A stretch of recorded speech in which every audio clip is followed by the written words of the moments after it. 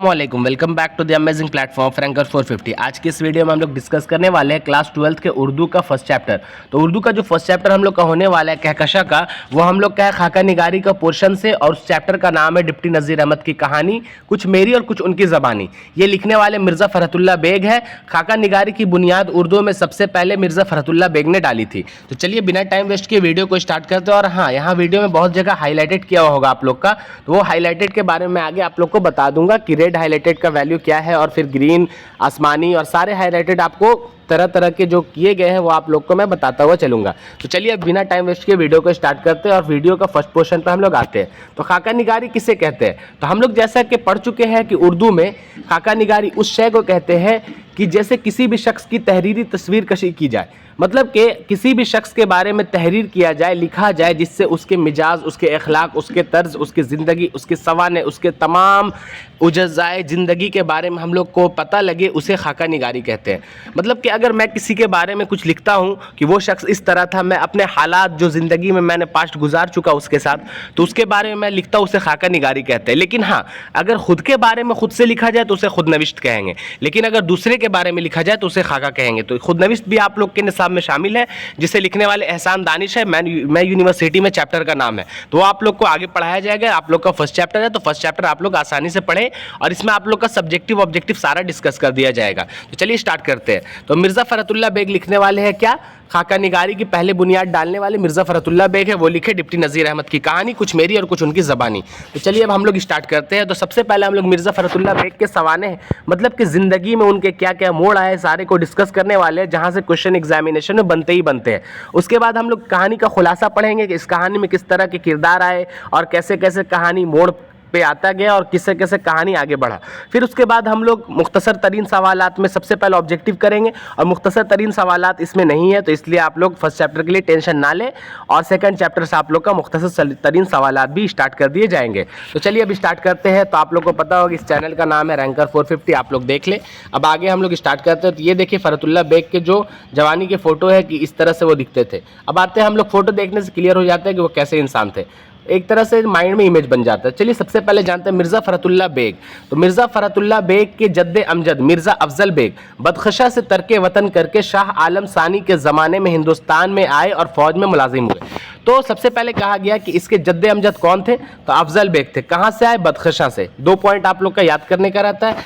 फिर कहाँ से? बदख्शा से आए, और तर्के वतन करके किस बादशाह के ज़माने में आए? तो शाह आलम सानी के ज़माने में आए, और फौज में मुलाजिम हुए। तो देखिए ये जो आप लोग का हाईलाइटेड थोड़ा कम डार्क है, मतलब डिम है, तो वो हाईलाइटेड आप लोग का कम से कम इंपॉर्टेंट है, ज़्यादा इंपॉर्टेंट नहीं है, लेकिन याद कर ले तो बेहतर रहेगा। आप लोग अपने आने वाले स्टूडेंट्स को भी पढ़ा सकते हैं। लेकिन जहाँ पे आप लोग का ग्रीन या फिर येलो ये हाईलाइट है, तो ये आप लोग के लिए इंपॉर्टेंट है। जहाँ पे रेड है वो तो काफ़ी ज़्यादा इंपॉर्टेंट है। चलिए अब आगे हम लोग बढ़ते हैं। तो आगे हम लोग क्या है, फ़रहतुल्लाह बेग के दादा का नाम क्या था? तो ये क्वेश्चन हम लोग का एग्जामिनेशन में पूछा है, PYQs भी था एक बार। तो उनके दादा का नाम था मिर्ज़ा अब्दुल्ला बेग। उनकी माली हालत अच्छी नहीं थी। इसके बाद हम लोग का जो तीसरा टॉपिक होने वाले हैं, 1857 के इनकलाब में यह ख़ानदान भी मुतासिर हुआ और दिल्ली से हिजरत करके हैदराबाद चला गया। तो हैदराबाद में कहाँ गया? तो दक्कन में गया है। तो ये सब इंपॉर्टेंट नहीं है, बस आप लोग को एक बार सरसरी नज़र से देखने की ज़रूरत है। अब आते हैं अगले पॉइंट पर। हम लोग तस्करा नोसियों के मुताबिक मिर्ज़ा फ़रहतुल्लाह बेग नवंबर 1883 में पैदा हुए। तो ये जो डेट है ये आप लोग बिल्कुल भूल जाए, ये डेट को आप लोग को याद रखना ही नहीं है, क्योंकि ये डेट गलत है। लेकिन खुद उनके बयान के मुताबिक वह अगस्त 1885 में तौल्द हुए थे, और यही दुरुस्त है। मतलब कि उनकी पैदाइश कब हुई? अगस्त 1885 में। तो कहाँ हुई? तो चूड़ीवालान दिल्ली में हुई। तो ये भी पूछा जाता है एग्जाम में, बहुत ज़्यादा इंपॉर्टेंट क्वेश्चन है। तो पूछा गया कि जाए पैदाइश कहाँ है? तो जाए पैदाइश मोहल्ला चूड़ीवालान दिल्ली में है। अब आते हैं नेक्स्ट टॉपिक पे। नेक्स्ट टॉपिक हम लोग का है कि इनके वालिद का नाम। तो देखिए हम लोग सबसे पहले अभी ऊपर दादा का नाम पढ़े थे, तो दादा का नाम जो था हम लोग का वो था अब्दुल्ला बेग। वालिद का नाम हो जाएगा मिर्ज़ा हशमतुल्लाह बेग, और इनकी वालदा का नाम पूछा जाएगा तो वालदा का नाम हो जाएगा इनकी मुशर्रफ जहाँ बेगम। और जब ये 10 रोज़ के थे तभी इनके वालदा का इंतकाल हो गया। ये आप लोग का सब्जेक्टिव में पूछा जाता है। जो ग्रीन हाईलाइटेड है यहाँ पे वो आप लोग का सब्जेक्टिव में पूछ सकता है, ठीक है? तो आप लोग यहाँ से देख लेंगे। अब आते हैं हम लोग आगे। तो आगे है कि उनकी लावल्द और बेवा फूफी हुस्न जहाँ बेगम ने उन्हें अपनी औलाद की तरह पाला। तो उनकी जो एक फूफी थी वो बेवा थी और औलाद नहीं थी उनकी, तो वो फूफी इन्हें अपनी औलाद की तरह पाला। कब? जब 10 रोज़ के थे ये, तो इनकी वालदा का जब इंतकाल हो गया तब ये उनकी फूफी इनकी परवरिश की। तो इनकी फूफी का नाम क्या था? फूफी का नाम था हुस्न जहां बेगम। इसी तरह हज़रत निज़ामुद्दीन औलिया की दरगाह की मस्जिद में एक बुजुर्ग सैयद वली अल्लाह थे, मतलब कि एक बुजुर्ग थे जिनका नाम सैयद वली अल्लाह था। इन्होंने इसकी बिस्मिल्लाह कराई, मतलब कि फरहतुल्लाह बेग की बिस्मिल्लाह किसने कराई? इस तरह से क्वेश्चन बनता है, तो उनका नाम जो है वो हो जाएगा सैयद वली अल्लाह ने। अब आते हैं नेक्स्ट टॉपिक पे। तो ऐसे हम लोग पढ़ सकते हैं मौलवी कमरुद्दीन ने कलाम पाक पढ़ाया, मतलब कि फरहतुल्लाह बेग को किसने कलाम पाक सिखाया? तो मौलवी कमरुद्दीन। यहाँ पे मौलवी लिखा हुआ था, वो गलती से मिसप्रिंट हो गया होगा। तो चलिए अब आगे बढ़ते। गवर्नमेंट हाई स्कूल कश्मीरी दरवाज़ा दिल्ली से एंट्रेंस का इम्तिहान पास किया। ये सब पॉइंट उतना ज़्यादा इंपॉर्टेंट नहीं है, लेकिन आप लोग याद कर ले तो बेहतर रहेगा। लेकिन जहाँ पे मेन एग्जाम में क्वेश्चन आता है वो मैं आपको बताता हुआ चल रहा हूँ। उसके बाद 1901 में हिंदू कॉलेज में दाखिला लिया। ये क्वेश्चन बहुत पहले आया था, जब 2018 से पहले साइंस आर्ट्स कॉमर्स सबका उर्दू अलग अलग रहता था, तब आया था। तो 1901 में कहाँ? हिंदू कॉलेज में दाखिला लिया। फिर 1903 में इंटरमीडिएट का इम्तिहान पास किया। अब इसके बाद सेंट स्टीफेंस कॉलेज में ये बीए किया और इन्होंने इस कॉलेज से एमए किया, लेकिन एमए पूरा नहीं कर सके। क्यों? क्योंकि इनकी जो मुआशी हालत थी, मतलब कि इनके फैमिली बैकग्राउंड फाइनेंशियल कंडीशन से बहुत कमज़ोर थी, पैसे की तंगी के कारण ये अपना एमए का कोर्स कंप्लीट नहीं कर पाए। अब इसके बाद हम लोग आगे बढ़ते हैं। तो तालीमी ज़िंदगी के दौरान इन्हें खेलों से बहुत दिलचस्पी रही थी। जैसे कौन कौन से खेल थे? पहला था क्रिकेट, दूसरा हो जाएगा टेनिस, बिलियर्ड और शतरंज वगैरह भी इनके पसंदीदा खेल थे। इसके अलावा फरहतुल्लाह बेग तलाश मुआश के सिलसिले में हैदराबाद आए और वहाँ के एक स्कूल में अंग्रेजी के मुअल्लिम हुए। तो हमारे निसाब में पूछा जाता है कि अंग्रेजी के मुअल्लिम कौन कौन थे, तो आप लोग आगे भी पढ़ेंगे तो आगे आप लोग को पता चल जाएगा, और ये भी अंग्रेजी के मुअल्लिम थे, तो ये भी पूछ सकता है क्वेश्चन। इसके अलावा हम लोग से अगर पूछेगा कि एक स्कूल में अंग्रेजी के मुअल्लिम बनाए गए, चौसर, शतरंज वगैरह इनके, मतलब कि ये सब गेम थे जिनके में उनके बहुत ज़्यादा रुचि थी। अब इसके बाद हम लोग का जो मेन टॉपिक स्टार्ट होता है वो अब होगा। 1908 में हाई कोर्ट में मुतरज्जिम मुकर्रर हुए। तो ये मुतरज्जिम कब मुकर्रर हुए? 1908 में। कहाँ हुए? हाई कोर्ट में। 1910 में जुडिशियल का इम्तिहान पास किया। अब इसके बाद मुख्तलिफ मैदानों में ओहदों पर तरक्की करते हुए लास्ट में 1939, ये काफ़ी ज़्यादा इंपॉर्टेंट डेट है, PYQs 2 से 3 बार 2018 के बाद आ चुका है। 1939 में हाई कोर्ट के इंस्पेक्टिंग ऑफिसर बने। तो ये हम लोग का क्वेश्चन काफी ज्यादा इंपॉर्टेंट यहां से देखने को मिलता है। और 1942 में इसी ओहदे से सुबुकदोश हो गए थे। मतलब कि अगर हम लोग से टोटल पूछा जाए तो 1901 में इन्होंने क्या किया? तो 1901 में हम जानते हैं कि इन्होंने मैट्रिक हिंदू कॉलेज में दाखिला लिया था। अब इसके बाद क्या हुआ? 1903 में इंट्रेंस का मतलब इंटरमीडिएट का एग्जाम पास किया। फिर आते हैं हम लोग 1908 में इन्होंने हाई कोर्ट के मुतरज्जिम बहाल हुए, जिसके द्वारा वो जरिया मुआश अपनी ज़िंदगी का शुरुआत किया। उसके बाद 1910 में जुडिशियल इम्तिहान पास किया। 1939 में हाई कोर्ट के इंस्पेक्टिंग ऑफिसर बने। 1942 में इस ओहदे से सुबुकदोश हुए। तो जो इंपॉर्टेंट था वो रेड है, बाकी सब आप लोग का जो येलो है ना वो आप लोग के लिए इंपॉर्टेंट है, और उसके बाद जो है तो वो सब ज़्यादा इंपॉर्टेंट नहीं। जैसे ये सब देख लिया 1901, 1903, ये 2018 से पहले पूछा जाता था, लेकिन अभी आप लोग का नहीं पूछा जाएगा। अब आते हैं हम लोग आगे। तो आगे जो हम लोग का है वो उन्होंने 2 शादियाँ की थी, इसके बारे में बताया गया। फरहतुल्लाह बेग की शादी, पहली शादी जो हुई वो अगस्त 1908 में हुई थी। किनसे हुई थी? तो चचा उनके थे जिनका नाम साजिद बेग था, उन्हीं की लड़की नसीमा सुल्ताना से हुई। तो पहली शादी जो हुई वो नसीमा सुल्ताना से हुई, और दूसरी शादी इनके इंतकाल के बाद इन्हीं की बहन, जो अपनी बहन थी इनकी, मतलब कि फरहतुल्लाह बेग की साली थी जिनका नाम हमीदा सुल्ताना थी, इनसे उनकी दूसरी शादी हुई। तो ये जो है ना आप लोग का, तो ये आप लोग का ऑब्जेक्टिव नहीं बल्कि ये सब्जेक्टिव में आप लोग का पूछा है एग्जाम में, तो अभी पूछने का चांसेस बहुत ज़्यादा है। अब आते हैं हम लोग आगे। मिर्ज़ा साहब ने मज़ामीन लिखे, अदीबों के हालात भी कलमबंद किए, शायरी भी की, लेकिन इनकी शोहरत का असल दारो मदार और असली जिन पे इनका शोहरत हुआ है वो एक खाका था, जिन खाका का नाम था डॉक्टर नज़ीर अहमद की कहानी, कुछ मेरी और कुछ उनकी ज़बानी। ये क्या है? ये खाका है, और ये इन्होंने लिखा। फर्स्ट खाका निगार किसे तस्लीम किया जाता है? वो मिर्ज़ा फरहतुल्लाह बेग है। अब आते हैं हम लोग आगे। ये खाका पहली मरतबा अंजुमन तरक्की उर्दू हिंद के रसाले उर्दू में शुमारा जुलाई 1927 में तिब्ब हुआ था। कब हुआ? तो 1927 में हुआ। कहाँ हुआ? तो उर्दू हिंद के रिसाले में हुआ। ठीक है, तो रिसाला जो नाम होगा तो वो हो जाएगा उर्दू। ठीक है, अब आते हैं हम लोग आगे। तो आगे हम लोग का दिल्ली का एक यादगार मुशायरा, ये हम लोग का क्वेश्चन पूछता ही है। दिल्ली का एक यादगार मुशायरा और फूल वालों की सैर, ये भी इनकी यादगार तहरीर है। अगर पूछा जाए फरहतुल्लाह बेग की 2 यादगार तहरीरों के नाम बताओ, तो पहला हो जाएगा दिल्ली का एक यादगार मुशायरा, दूसरा हो जाएगा फूल वालों की सैर। ये इनकी यादगार तहरीरें हैं। अब आगे हम लोग आते हैं, तो आगे जो हम लोग क्या है, उनके मज़ामीन में मज़ामीन फ़रहत के नाम से 7 जिल्दों में तिब्ब हुआ। तो ये आप लोग का सब्जेक्ट में आता है कि मज़ामीन फ़रहत किसका लिखा हुआ है, तो वो फरहतुल्लाह बेग का है। कितने जिल्द में लिखा हुआ है, वो 7 जिल्द में लिखा हुआ है। अब इसके बाद उनकी यादगार, उनकी दीगर किताबों में, ये क्वेश्चन काफ़ी ज़्यादा इंपॉर्टेंट है, जो आप लोग का एकदम सब्जेक्टिव में आना ही आना है इस बार 2026 में। आप लोग लिख लें कि उनकी किताबों में, दीगर किताबों में, पहला किताब है इंशा, दूसरा है दीवाने यकीन, तीसरा है दीवाने नज़ीर, चौथा है मेरी दास्तान और पांचवा है मेरी शायरी। काफ़ी अहम है, बहुत ज़्यादा मकबूल मारूफ हुई थी। अब इसके बाद पूछा जाता है कि इनकी पैदाइश जब 1885 में हुई तो इंतकाल कब हुआ, तो इनका इंतकाल हो गया 27 अप्रैल 1947 में। किस वजह से हुआ, तो बारज़ क़ल्ब की वजह से, मतलब हार्ट अटैक की वजह से हुआ था। कहाँ ये दफनाए गए, तो सराय इलाही चमन में दफनाए गए। ये कहाँ है, तो ये हम लोग का दिल्ली में। तो अब हम लोग याद करने के लिए सबसे पहले कुछ पॉइंट को डिस्कस करते हैं। जैसे इनकी पैदाइश 1885 में हुई, इंतकाल 1947 में हुआ। 1901 में इन्होंने एडमिशन लिया था हिंदू कॉलेज में, 1903 में इंटरमीडिएट का इम्तहान पास किया, 1908 में जुडिशियल का इम्तहान पास किया। अब आते हैं 1910 में, तो 1910 में हम लोग जानते हैं, उससे पहले 1908 में शादी भी की थी। ये इन्होंने याद रखना है ये कि इन्होंने 1908 में ही शादी किया था। फिर 1910 में अगर हम लोग आते हैं तो जुडिशियल का इम्तहान 1910 में पास किया था, और 1908 में हाई कोर्ट के मुतरज्जिम बहाल हुए थे। फिर उसके बाद 1939 में इंस्पेक्टिंग ऑफिसर, 1942 में सुबुकदोश, और इनकी 2 बीवी थी। पहला का नाम नसीमा सुल्ताना, दूसरा का नाम हमीदा सुल्ताना, और जो दूसरी बीवी थी वो उनकी मतलब पहली बीवी थी। ऐसे याद रख ले कि पहला का नाम है जो, वो हम लोग का हो जाएगा नसीमा सुल्ताना, दूसरी का नाम हो जाएगा हमीदा सुल्ताना। तो आप लोग जो याद करने का तरीका रहेगा काफी ज्यादा इंपॉर्टेंट रहेगा, किस तरह से याद करना। और देखिए आप लोग को ज्यादा सबसे पहले इंपॉर्टेंट देना है जो रेड हाईलाइटेड है उसको, ठीक है।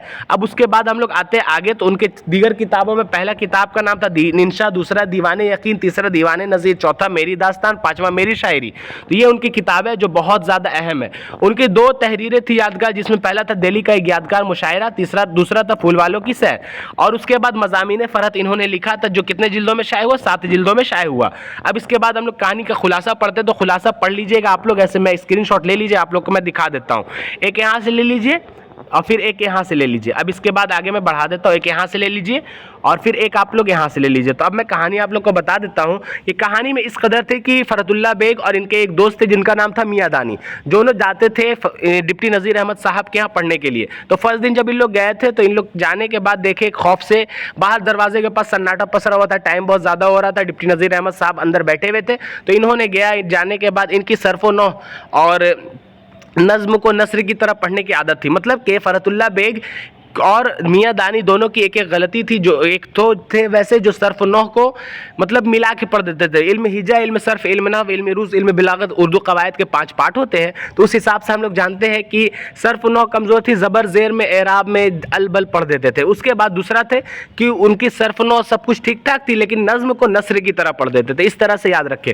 तो जब इन लोग ने इस तरह से पढ़ा था, तो क्या क्या डिप्टी नज़ीर अहमद साहब बहुत ज़्यादा नाराज़ हो गए और इनको निकाल दिया गया। तो जैसे इनको निकालने का हुक्म दिया गया, तो फरहतुल्लाह बेग साहब थे वहाँ पे बैठ गए और बोले कि मास्टर साहब, जब तक आप मुझे धक्के मार कर ना निकालेंगे मैं टस से मस ना होऊंगा। तो ये बेशर्मी देखकर डिप्टी नज़ीर अहमद का दिल पिघल गया और वो इन्हें फिर से पढ़ाने लगे। तो इनके यहाँ एक और दोस्त इनका आया था जिसका नाम मिस्टर रज़ा था। तो वो दोस्त आए थे, वो दोस्त एक दिन इन्हें बेइज्जत किया गया तो वो भाग गए थे। तो इस तरह से कहा जाता है, इस कहानी का मेन खुलासा ये होता है कि उस्ताद से अगर आप लोग को तालीम हासिल करनी है तो उनके गुस्से को बर्दाश्त करना पड़ेगा और उनसे तालीम हासिल करने के लिए हर तरह के परेशानियों को झेलना पड़ेगा। तो ये आप लोग के कहानी का खुलासा था। अब आते हैं हम लोग कुछ ऑब्जेक्टिव पे। तो पहला ऑब्जेक्टिव हम लोग का है कि उर्दू का पहला खाका निगार कौन है। तो हम लोग जैसे कि पढ़े हैं कि उर्दू का जो पहला खाका निगार है वो मिर्ज़ा फरहतुल्लाह बेग है। तो यहाँ पे जो ऑप्शन हो जाएगा हम लोग का वो मौलवी कमरुद्दीन नहीं होगा। मौलवी कमरुद्दीन कौन थे? तो हम लोग जैसा कि पढ़े हैं कि मौलवी कमरुद्दीन ने इन्हें कलाम पाक पढ़ाया था और सैयद वली अल्लाह ने इसकी बिस्मिल्लाह कराई थी।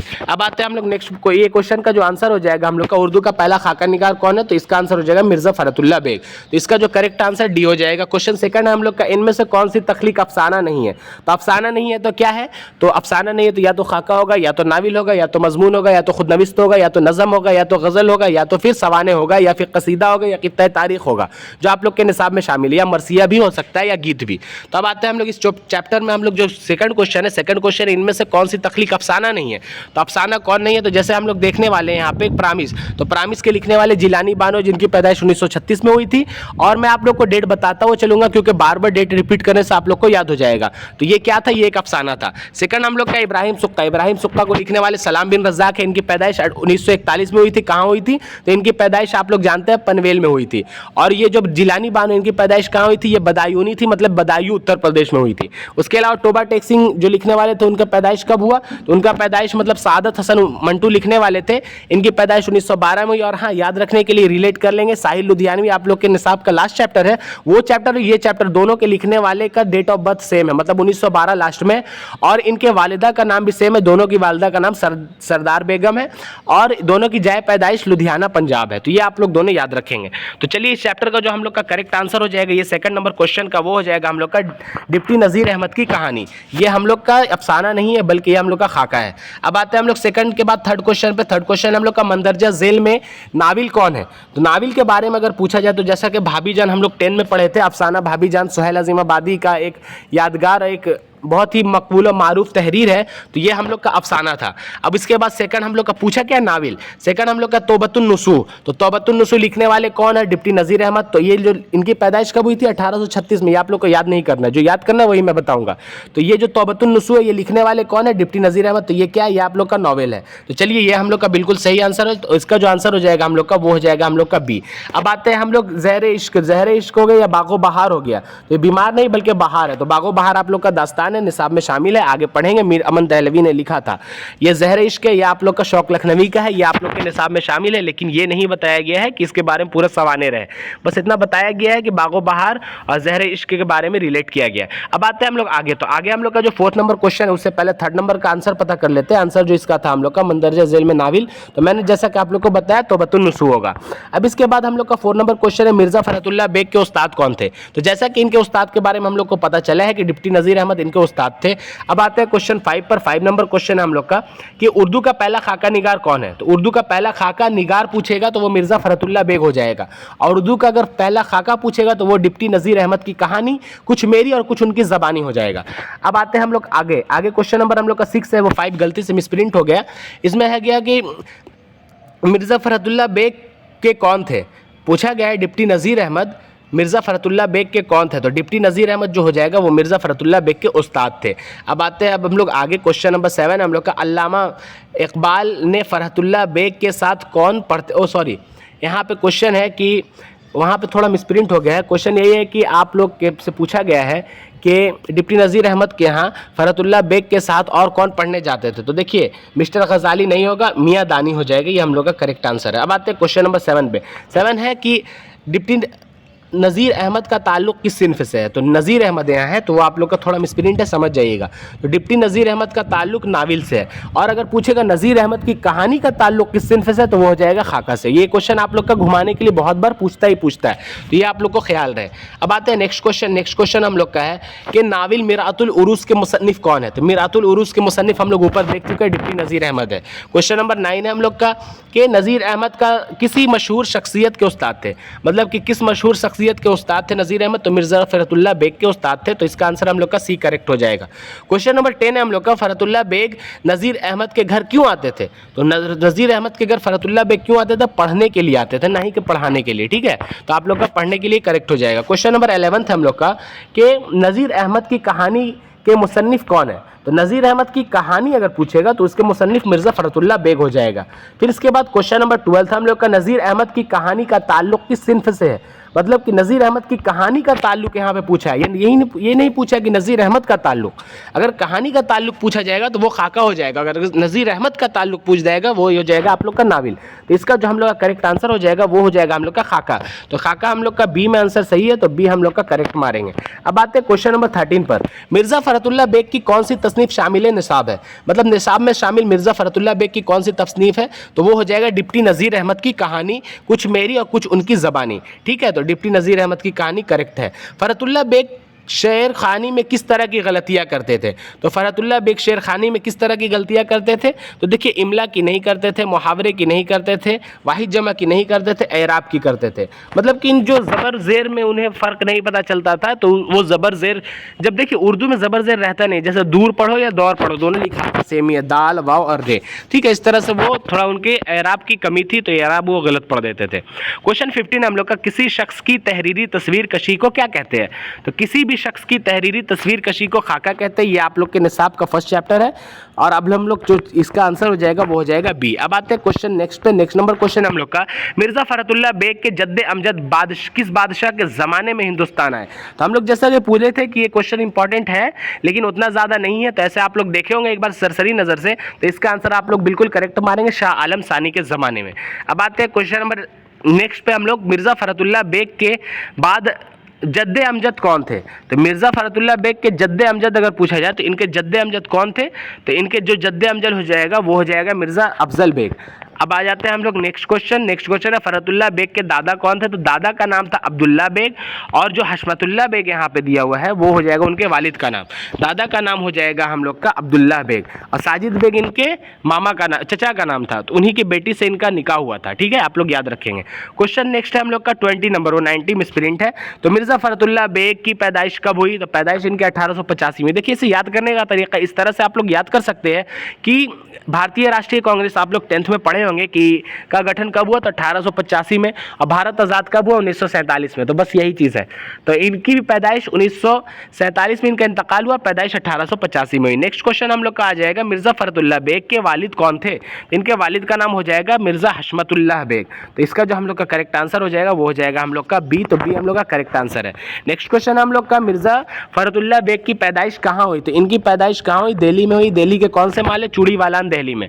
अब आते हैं क्वेश्चन 22 में। ये क्वेश्चन जो है चूड़ीवालान दिल्ली, ये 2025 के एग्जामिनेशन में सब्जेक्टिव के 2 नंबर में आ चुका है, तो आप लोग यहाँ से क्वेश्चन बन सकता है, आप लोग याद रखेंगे। क्वेश्चन 23 हम लोग का, कि मिर्ज़ा फरहतुल्लाह बेग की वफ़ात कब हुई। तो इनकी वफ़ात जैसा कि हम बताएं कि 1947 में हुआ। अब आते हैं नेक्स्ट क्वेश्चन। तो फरहतुल्लाह बेग के मजमुआ मज़ामीन फ़रहत मज़ामीन फ़रहत के नाम से कितने जिल्दों में शाये हुआ। तो जैसा कि हम लोग पढ़े थे कि 7 जिल्दों में, ये क्वेश्चन हम लोग इंपॉर्टेंट की कैटेगरी में डाले थे, तो 7 जिल्द सही हो जाएगा। नेक्स्ट क्वेश्चन हम लोग का, इल्म की जमा क्या होगी। तो इल्म की जमा उलूम हो जाएगा। उसके बाद हम लोग का नेक्स्ट क्वेश्चन आ जाता है कि जिल्लत का ज़िद क्या होगा। तो जिल्लत का ज़िद इज्जत हो जाएगा। नेक्स्ट क्वेश्चन हम लोग का, मोहब्बत का यहाँ पे नफरत हो जाएगा, आप लोग याद रख लेंगे। और 27 क्वेश्चन हम लोग का, तकलीफ़ की जमा क्या हो जाएगी। तकलीफ़ की जमा हम लोग का तकालीफ हो जाएगा। तो हम लोग का टोटल पोर्शन यहाँ पे खत्म होता है। लास्ट क्वेश्चन है हम लोग का, दर्ज झेल में मुअन्नस कौन है। तो इत्र की खुशबू, तो खुशबू मुअन्नस हो जाएगा। और यहाँ पे मालिक मुअन्नस नहीं होगा, कुतुब खाना भी मुअन्नस नहीं होगा, बल्कि किताब यहाँ पे रहता, तो किताब की जमा कुतुब होती है, आप लोग याद रख लेंगे, ठीक है। तो आप लोग यहाँ पे, अब मजमून, तो मजमून मुअन्नस नहीं होगा, ठीक है। तो आप लोग का जो मेन इंपॉर्टेंट टॉपिक था कुछ, वो आप लोग का मैं 2-3 टॉपिक नीचे लिख दिया हूँ कि मिर्ज़ा फरहतुल्लाह बेग ने उर्दू में खाका निगारी का आगाज़ किया। तो मतलब पहला खाका निगार किससे तस्लीम किया जाता है, मिर्ज़ा फरहतुल्लाह बेग को। सेकंड क्वेश्चन है, फरहतुल्लाह बेग डिप्टी नज़ीर अहमद के क्या थे, शागिर्द थे। थर्ड क्वेश्चन है, उर्दू का पहला नाविल निगार कौन है। तो पहला नाविल निगार अगर पूछा जाए तो डिप्टी नज़ीर अहमद, और अगर पूछा जाए उर्दू का पहला खाका निगार तो मिर्ज़ा फरहतुल्लाह बेग। ये पॉइंट काफ़ी ज़्यादा इंपॉर्टेंट है, लोगों को यहाँ पे डिस्टर्ब होता है और डिस्कस करने में दिक्कत होती है। तो आप लोग को अगर ये PDF चाहिए तो आप लोग कमेंट में PDF लिख दें, और मैं इंस्टा पेज नीचे कमेंट कर दूंगा, और इंस्टा पेज पर आप लोग को PDF प्रोवाइड कर दूंगा, लेकिन आप पर्सनली भेजूंगा, क्योंकि ये PDF काफ़ी ज़्यादा इंपॉर्टेंट है, सबके हाथ नहीं लगनी चाहिए। क्योंकि ये PDF मैंने पिछले बार जो बनाया था उसको बहुत लोगों ने कॉपी किया था, तो हालांकि व्यूज़ उतने नहीं जाते मेरे, लेकिन कॉपी करने वाले बहुत है, ठीक है। तो आप लोग देख लेंगे, और मैं ये नहीं कहता कि आप लोग सब्सक्राइब करो, लाइक करो, लेकिन हाँ किसी को शेयर ज़रूर कर दो कि किसी का भला हो जाए, और आप लोग को याद रहे कि ऐसा PDF आप लोग बहुत कम जगह देखे होंगे जहाँ आप लोग को सब पॉइंट को हाईलाइट किया गया हो, जिससे आप लोग का क्वेश्चन बनता हो। तो इसलिए आप लोग इस वीडियो को ज़्यादा से ज़्यादा शेयर करें, और ये चैप्टर काफ़ी ज़्यादा इंपॉर्टेंट है, आप लोग शेयर करके अच्छे से आप लोग भी पढ़ाई लिखाई करें। नेक्स्ट चैप्टर आप लोग का कुछ दिन में अपलोड हो जाएगा। टोटल 39 चैप्टर आप लोग का अक्टूबर तक मैं फिनिश करा दूंगा इंशाल्लाह, ठीक है। क्योंकि अगर ज़्यादा नवंबर दिसंबर तक टानूंगा तो फिर आप लोग और भी सब्जेक्ट कब पढ़ोगे, लास्ट में आप लोग दूसरे सब्जेक्ट पढ़ लेना। उर्दू को इस तरह से पढ़ लो ना कि आप लोग को याद हो जाए और आप लोग भूल ना सको, ठीक है। और वाहिद जमा की भी एक आएगी आप लोग की कंटेंट के साथ वीडियो, तो वो सब सारा कुछ मैं कराऊंगा इंशाल्लाह। लेकिन ये जो है आप लोग का चैप्टर वाइज मैं आप लोग का जल्दी कराऊंगा। चैनल का नाम आप लोग का रैंकर 450, आप एक बार देखें, अगर ना अच्छा लगे तो आप लोग जा सकते हैं। मैं आप लोग को फोर्स नहीं कर रहा हूँ कि आप यहाँ रहें, लेकिन आप लोग क्वालिटी कंटेंट पॉइंट देखोगे तो खुद रुक जाओगे, जैसा कि मुझे उम्मीद है।